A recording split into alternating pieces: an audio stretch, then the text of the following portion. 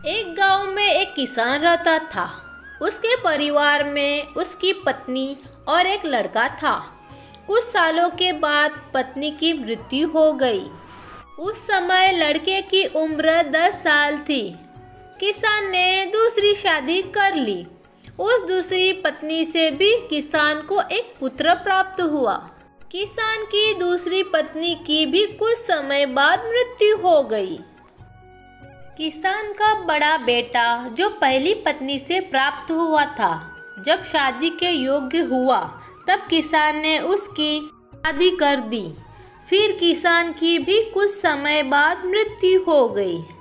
किसान का छोटा बेटा जो दूसरी पत्नी से प्राप्त हुआ था और पहली पत्नी से जो प्राप्त हुआ था बड़ा बेटा, दोनों साथ साथ ही रहते थे।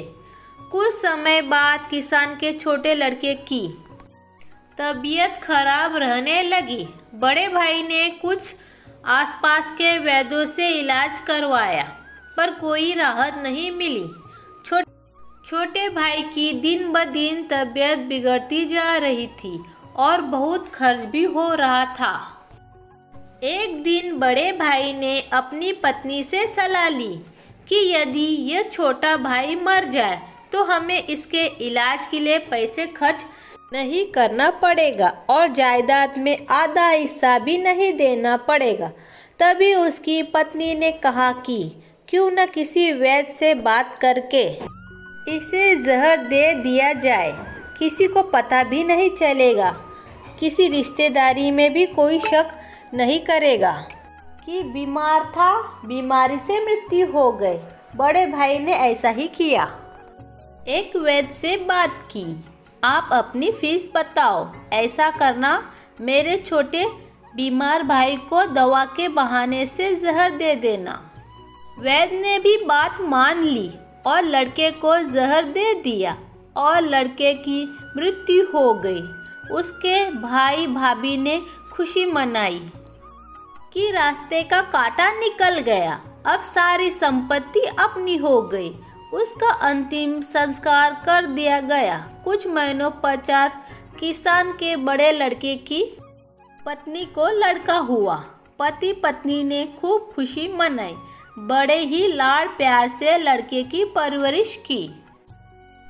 कुछ ही वर्षों में लड़का जवान हो गया। उन्होंने अपने लड़के की शादी करा दी। शादी के कुछ समय बाद अचानक लड़का बीमार रहने लगा। माँ बाप ने उसे ठीक करने के लिए बहुत वैद्यों से इलाज करवाया। जिसने जितना पैसा मांगा दे दिया, सब कुछ दिया ताकि लड़का ठीक हो जाए। अपने लड़के के इलाज में अपनी आधी संपत्ति तक बेच दी, पर लड़का बीमारी के कारण मरने की कगार पर आ गया।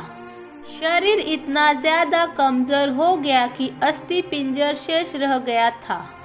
एक दिन लड़के को चारपाई पर लेटा रखा था और उसका पिता साथ में बैठा अपने पुत्र की यह दयनीय हालत देखकर दुखी होकर उसकी ओर देख रहा था।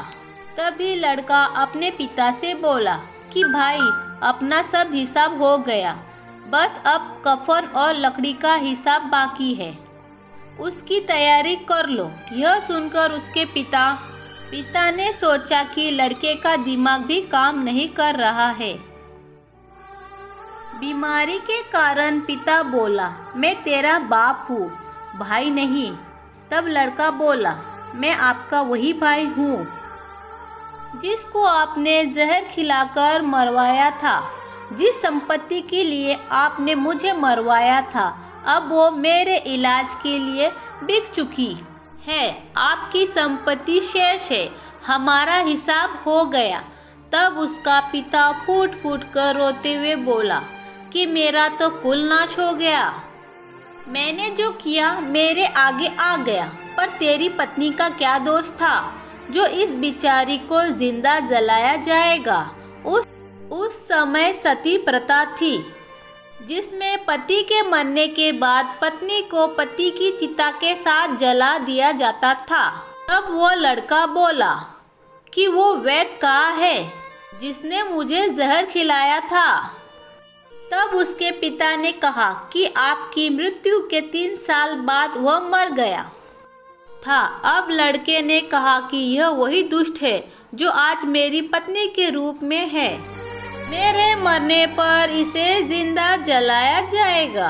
हमारा जीवन जो उतार चढ़ाव से भरा है, इसके पीछे हमारे अपने ही कर्म होते हैं। हम जैसा बोएंगे वैसा ही काटना पड़ेगा।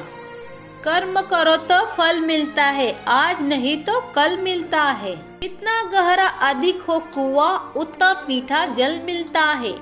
जीवन के हर कठिन प्रश्न का जीवन से ही हल मिलता है। इसीलिए कहते हैं, जैसी करनी वैसी भरनी। जीवन में अगर हम अच्छा कर्म करते हैं तो हमें अच्छा ही फल मिलता है। इसीलिए इस जीवन में हमेशा अच्छे कर्म करते रहिए। वीडियो अगर आप लोगों को अच्छा लगा फ्रेंड्स, तो वीडियो को लाइक करें और चैनल को सब्सक्राइब करें। Thank you for watching video friends. Bye bye, मिलते हैं नेक्स्ट वीडियो में।